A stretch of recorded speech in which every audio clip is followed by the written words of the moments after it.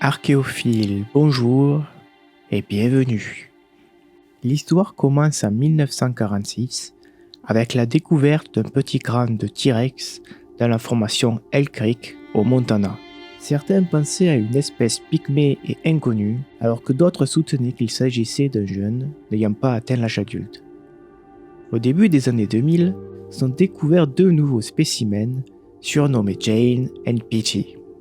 À l'aide de l'histologie osseuse, la microstructure du tissu osseux révèle le taux de croissance au moment de la mort. Il est donc possible de savoir s'ils étaient adultes. Et les résultats montrent que Jane et Petey étaient juvéniles. Ces deux jeunes T-Rex avaient entre 13 et 15 ans au moment de leur mort. Ils mesuraient environ 6 mètres de long et étaient légèrement plus grands qu'un cheval de trait.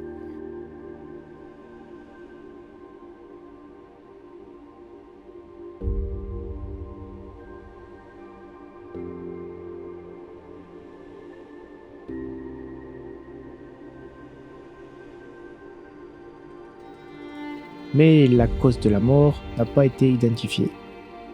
Cette stratégie de survie est en effet différente de beaucoup de dinosaures qui devenaient très gros très rapidement.